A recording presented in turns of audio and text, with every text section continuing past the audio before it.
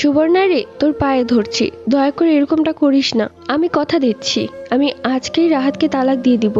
আর কখনো আমি রাহাতের সাথে কোনো যোগাযোগ রাখবো না। দয়া করে তুই মামলাটা উঠিয়ে নে। প্রিয়া, তুই কি ভেবেছিস আমি এতটাই নিচু? আমার সাথে এত বড় প্রতারণা করবি আর আমি সবকিছু ভুলে যাব? সবকিছু ভুলে গিয়ে আবার নতুন করে সংসার করার চিন্তা করব, তাও আবার ওই ছেলেটার সাথে, যে ছেলেটা আমার সাথে এত বড় প্রতারণা করেছে। আচ্ছা তুই বল, এটা গ্যারান্টি কি সে দ্বিতীয়বার আমার সাথে প্রতারণা করবে না? প্রিয়া তখন চুপ। আমি তখন চোখের পানি মুছে বললাম, আল্লাহ যেন তোর মতো বেস্ট ফ্রেন্ড আর রাহাতের মতো স্বামী কোনো মেয়েকে যেন না দেয়। তোরা একটা মেয়ের স্বামী হওয়ার যোগ্য না, আর একটা মেয়ের বেস্ট ফ্রেন্ড হওয়ার যোগ্য না। এই বলে আমি ফোনটা কেটে দিই। এরপর আমি ঘরে চলে যাই। কিছুক্ষণ পর আমার ফোনে সেই পুলিশের ফোন আসে। কলটা ধরতেই আজগর বলে উঠলো, কেমন আছেন? আপনার সাথে এই মামলার বিষয়ে কিছু কথা ছিল। আমি তখন বললাম, ঠিক আছে, আপনি কি আমাদের বাসায় আসবেন? তখন সে বলল, ঠিক আছে, আমি আপনাদের বাসায় আসছি। এরপর সে আমাদের বাসায় এলো। তাকে দেখা মাত্রই আমার মা বাবা ঘরে চলে গেল। তাকে একটি গ্লাস পানিও সাধলো না। আমি তার জন্য পানি নিয়ে আসলাম। তাকে আমার ঘরে খাটের উপর বসালাম এবং আমি দূরে দাঁড়িয়ে তাকে পানি দিয়ে বললাম,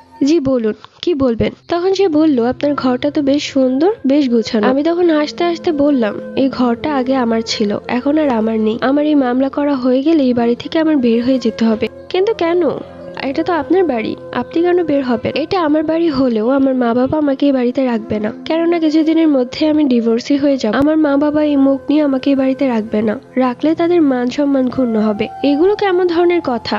আপনার পাশে তো আপনার মা বাবার দাঁড়ানোর কথা। না, দাঁড়াবে না, কেউ আমার পাশে দাঁড়াবে না। সবাই শুধু নিজেরটাই বোঝে, স্বার্থ। শুধু আমি নিঃস্বার্থে ভালোবেসে গেছি আমার স্বামীকে, আর দিন শেষে সে আমাকে কি দিয়েছে? এত বড় প্রতারণা। আজগর বলল, চিন্তা করবেন না, আল্লাহর উপর ভরসা করুন, আল্লাহ উত্তম পরিকল্পনাকারী। রাহাত চলে গেছে তো কি হয়েছে?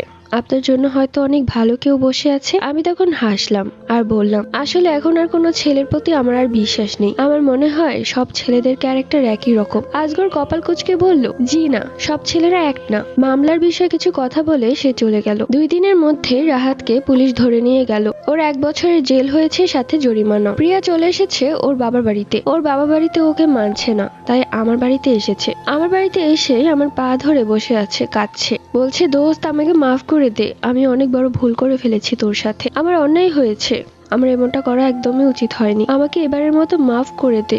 দেখ, রাহাতের জেল হয়েছে, ও কবে ছাড়া পাবে জানি না।